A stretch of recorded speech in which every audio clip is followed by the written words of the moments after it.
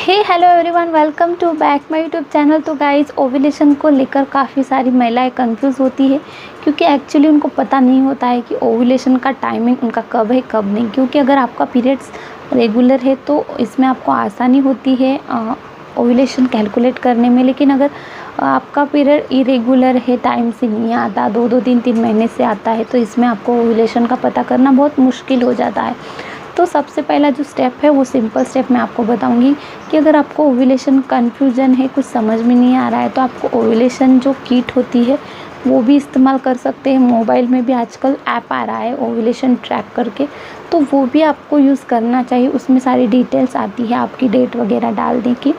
तो इन ज़रियों से आप पता कर सकते हैं।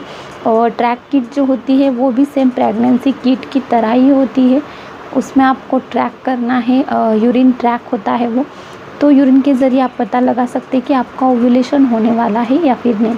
जिनको ये समझ में नहीं आता है उनके लिए ये टिप है, बाकी के लोग मेरी आगे की टिप्स भी फॉलो कर सकते हैं।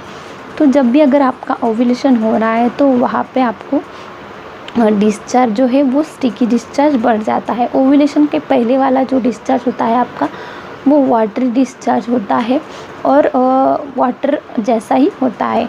लेकिन जो ओव्यूलेशन का डिस्चार्ज होता है वो काफ़ी स्टिकी होता है, एक वाइट जो होता है उस कलर का होता है और इसमें स्टिकनेस ज़्यादा होता है। जो कि ओव्यूलेशन के पहले वाला और ओव्यूलेशन होने के बाद का जो डिस्चार्ज होता है वो वाटर फॉर्म में डिस्चार्ज होता है और वाइट कलर का डिस्चार्ज होता है और ज़्यादा पानी की तरह आता है। तो इस तरीके से आपको जो डिस्चार्ज है उस पर ध्यान रखना है।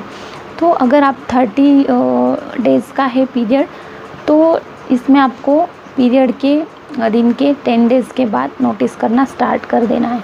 क्योंकि जब भी आपका पीरियड ख़त्म हो जाएगा उसके 3 से 4 दिन बाद आपका ओव्यूलेशन वहाँ पे हो सकता है।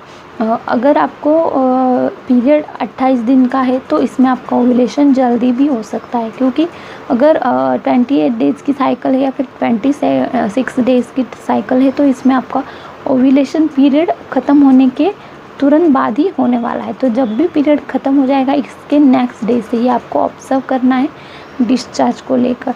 साथ में आपको जो प्राइवेट पार्ट होते हैं उसमें आपको एक अलग ही पेन सा या फिर कुछ सेंसेशन महसूस हो सकता है, ईचिंग की तरह। तो इस तरीके से भी आप समझ सकते हैं। या फिर आपके पेट के निचले हिस्से में राइट या लेफ़्ट साइड में भी आपको क्रैम्प महसूस हो सकती है इस दौरान। तो आपको कभी कभी समझ में नहीं आता है कि ये पेन क्यों हो रहा है, तो ये इम्प्लांटेशन का ही, तो ये पेन ओव्यूलेशन का पेन होता है। जब भी एग रिलीज़ होने वाला होता है, जिस ट्यूब से आपका एग रिलीज़ होने वाला होता है उस साइड से ही आपको ये पेन महसूस होता है, जो कि आपको समझना है ओव्यूलेशन के पेन को। और साथ ही में जो ओव्यूलेशन होता है इस दौरान आपका जो मूड है वो काफ़ी फ्रेश रहता है, काफ़ी अच्छा होता है। कहीं घूमने का मन करता है आपका, या फिर आप सबसे अच्छे तरीके से बात करते हो, अच्छा लगने लगता है आपको। जो कि आप पीरियड के दिनों में जैसे चिड़चिड़ाहट होती है, बेवजह बिना बात के गुस्सा करते हो किसी के ऊपर भी, तो ये सारी बातें ख़त्म हो जाती है अगर आपका ओव्यूलेशन होने वाला है। क्योंकि हैप्पी हार्मोन्स काफ़ी क्रिएट होते हैं ओव्यूलेशन के दौरान।